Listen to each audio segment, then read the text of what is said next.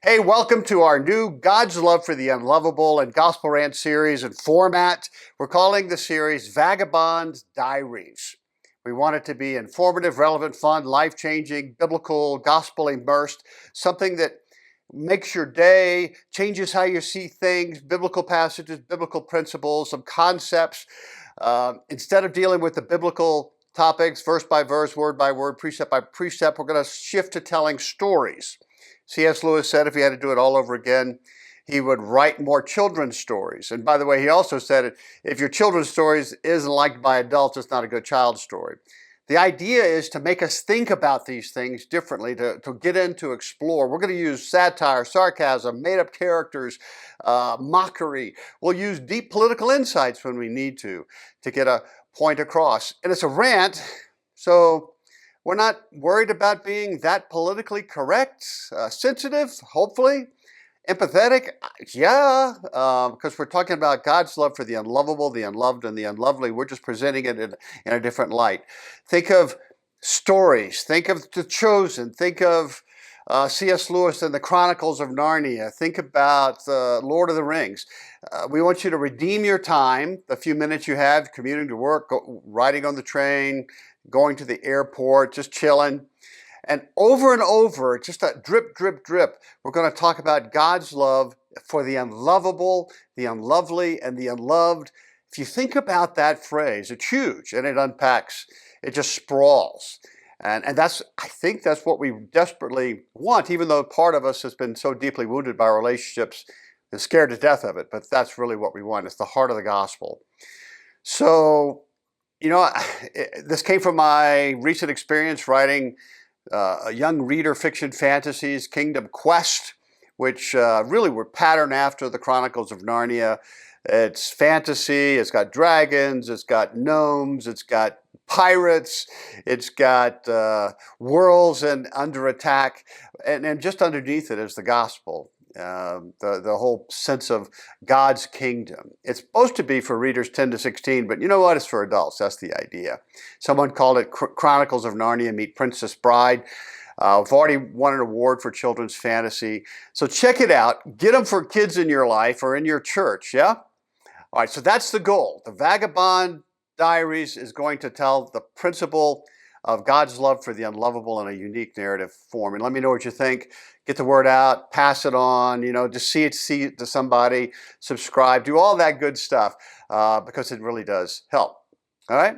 In today's Vagabond Diary, we're going to meet Jude, a young man who he's just crazed by something his father has done and deeply, deeply, deeply offended. All right? Let's have some fun. Welcome to God's Love for the Unlovable and Gospel Rant.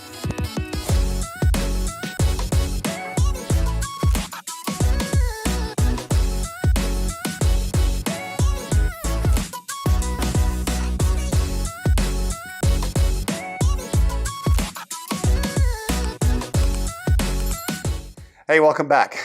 This is Jude. Order in the court, said the judge firmly. He didn't want the trial to get out of hand. Mr. Prosecutor, would you repeat the question? The defendant will answer.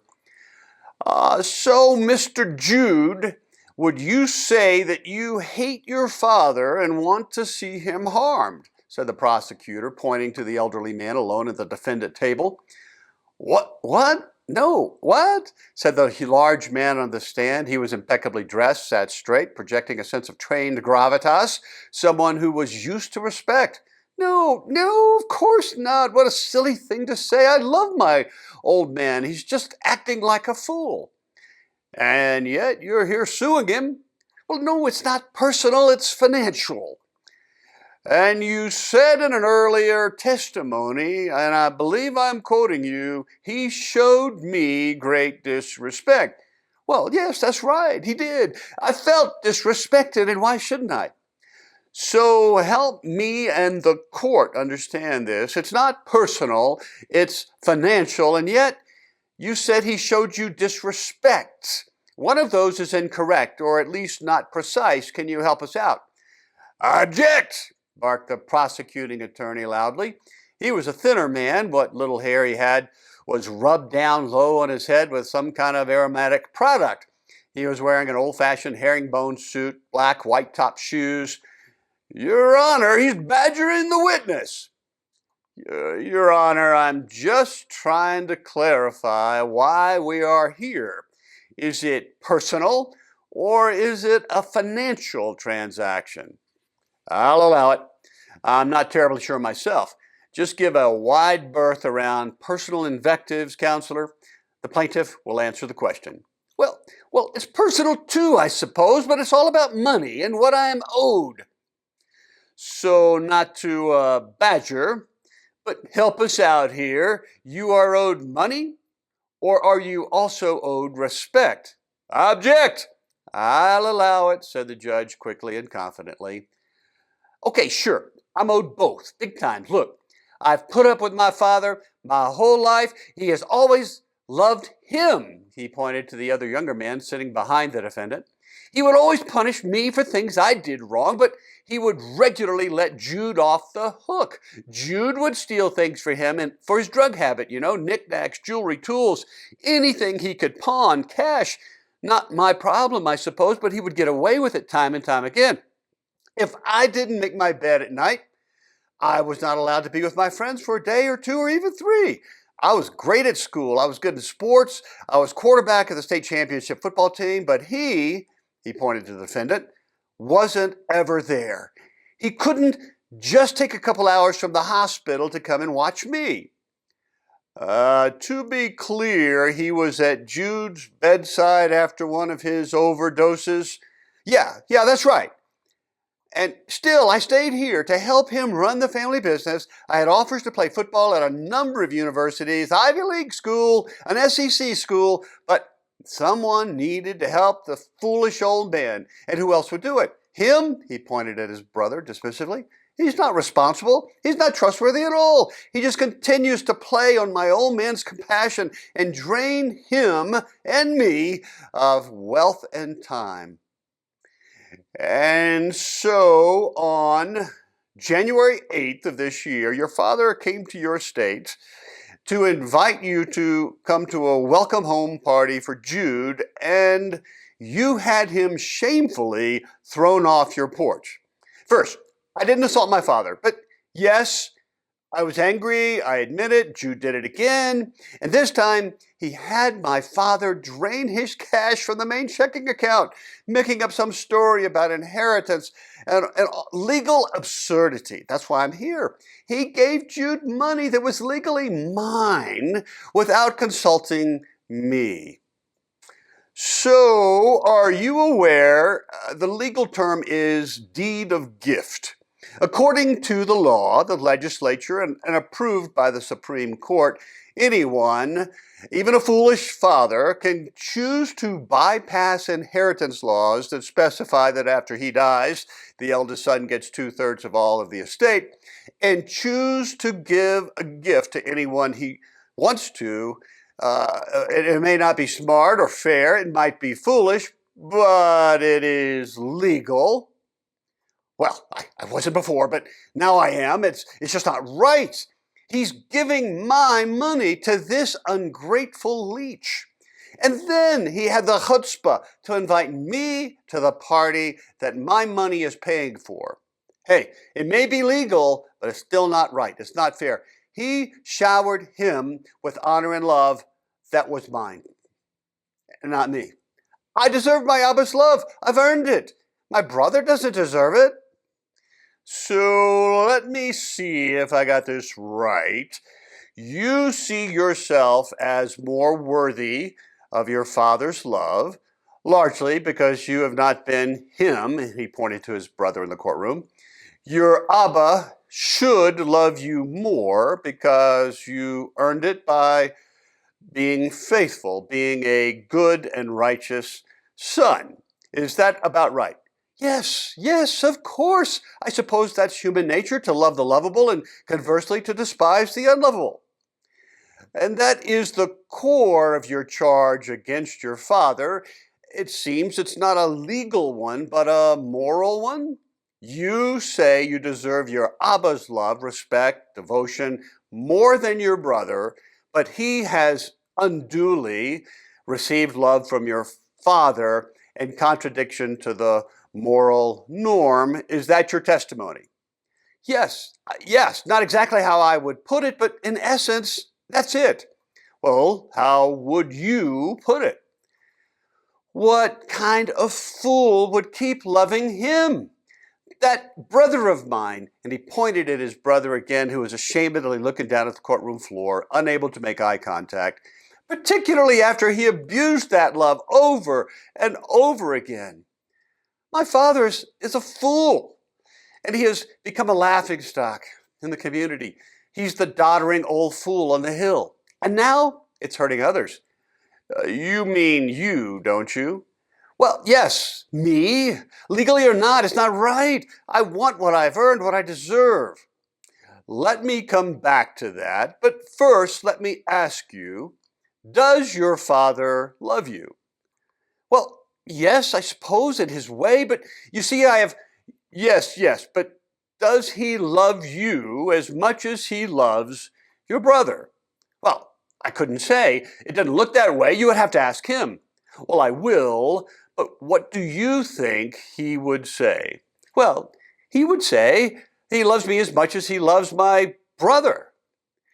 Point of fact, he came out to you personally, a long ways away, to invite you to a celebration party upon your brother's return, meaning he didn't just send out a messenger, he came personally. Now that might imply respect and honor and perhaps love. Yeah, but like I said, I deserve his love. Uh-huh. And when you had him thrown off your porch, objection! Facts not in evidence, chirped the prosecutor. Sustained, said the judge. Let me rephrase. When you had your father escorted off your porch, did your father show any sign of anger towards you or hatred, or would you testify that he still loves you? Objection, said the prosecutor again. How would my client know the mind and heart of his father?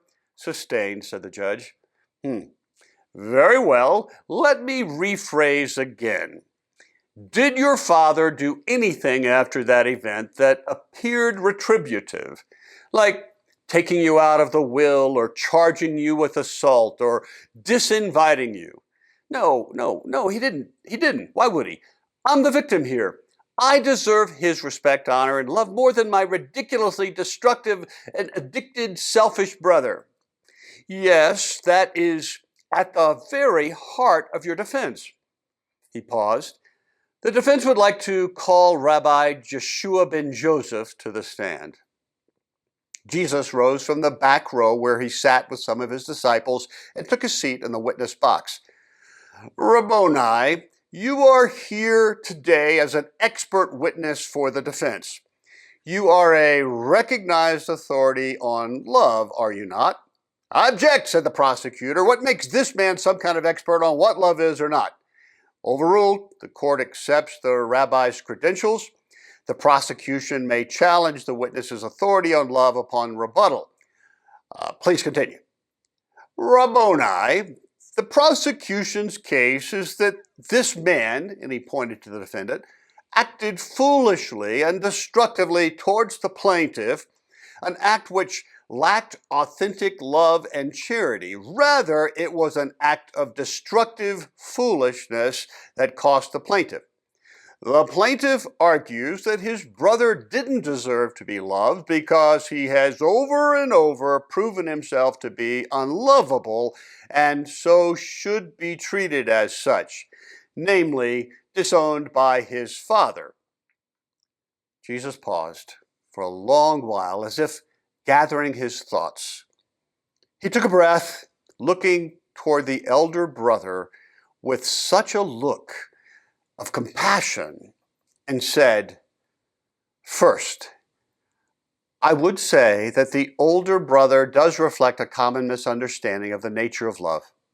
I want to distinguish between two very different loves. The first one, let's call it human love post-fall.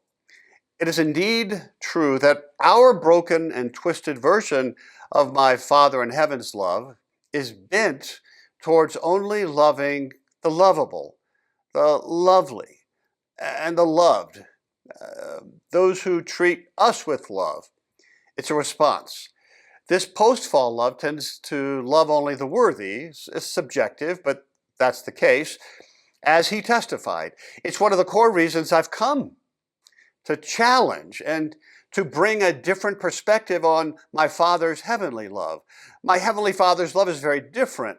My Father's love, meaning the love that is innate uniquely to Him, not humanity, it's by its very nature an incongruous gift, meaning it is given without regard to the recipient's worth or worthiness. In our world, tragically, such a good gift is distributed only to fitting and worthy, lovable recipients, those who have earned it, or those who are lovable by some subjective measurement, who are attractive to me, who treat me well. And this is the only love that the older brother is aware of at the moment. He's not alone.